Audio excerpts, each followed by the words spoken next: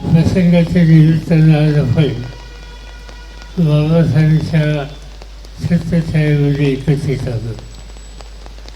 बदलापूरला 2 बालिकांचा जो अत्याचार झाला त्यांनी संपूर्ण देशामध्ये महाराष्ट्राच्या नवनिर्मितीला प्रचंड धक्का होता.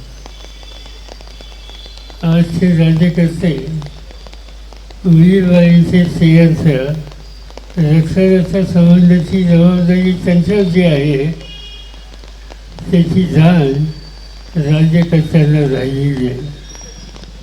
आणि त्यामुळे आपण बघितलं की बदलापूरचा प्रकार झाला त्याचा निषेध होतोय. त्याच कारखान्यामध्ये आणखीन काही ठिकाणी अशा प्रकारचे दुर्दैवी घटना या महाराष्ट्रामध्ये घडल्या.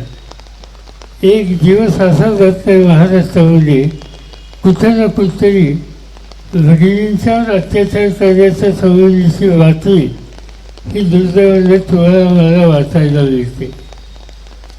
हे राज्य शिवछत्रपतींचं राज्य आहे. शिवछत्रपतींनी आपल्या राजवटीमध्ये रेंदाळ्याच्या पाटलांनी एका भगिनीचा तिच्यावर अत्याचार केला आणि ही तक्रार शिवाजी महाराजांच्याकडे गेल्याच्या नंतर शिवाजी महाराजांनी त्याचे हात कलम करण्याच्या संबंधीचे आदेश दिले आणि त्याला ही प्रचंड शिक्षा दिली. आजच्या परिस्थितीमध्ये जी काही घटना आहे याची गांभीर्याने नोंद सरकारने घेतली पाहिजे. संवेदनाशील ही भूमिका त्यांनी घेतली पाहिजे. मला एका गोष्टीचं दुःख होतं आहे की राज्यकर्ते राज्याचे प्रमुख आणि त्यांचे सहकारी एकदम सांगतायत की बदलापूरच्या या प्रकरणामध्ये विरोधक राजकारण आणत आहेत. मुलीबाळींच्या अत्याचाराच्या विरुद्ध आवाज कोणी उठवला त्याला राजकारण म्हणायचं हा जर निष्कर्ष राज्यकर्ते काढत असतील तर राज्यकर्ते किती असंवेदनशील आहेत.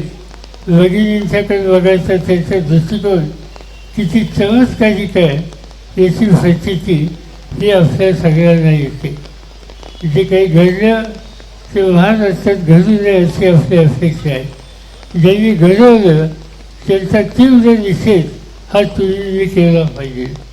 मी आपल्या सगळ्यांना एक विनंती करतो, एक आपण आज या ठिकाणी शपथ घेऊया. मी ती शपथ वाचतो, माझ्यानंतर एक एक वेळा आपण त्याचा पुनरुच्चार करावा.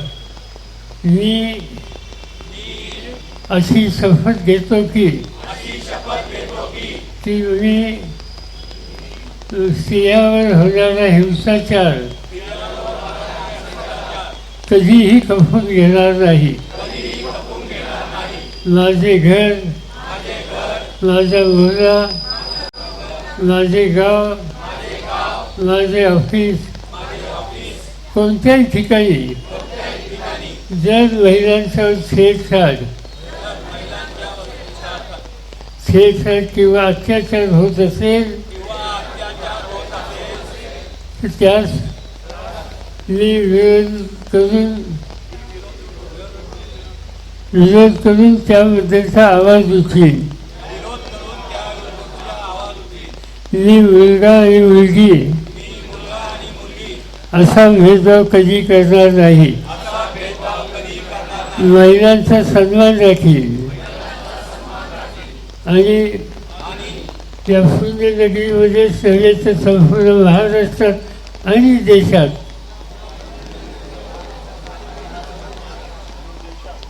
महिलांसाठी अधिक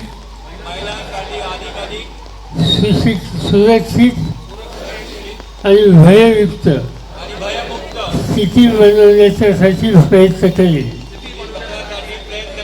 जय हिंद. यानंतर आपण राष्ट्रगीत करणार आहोत. त्याच्यानंतर महाविकास आघाडी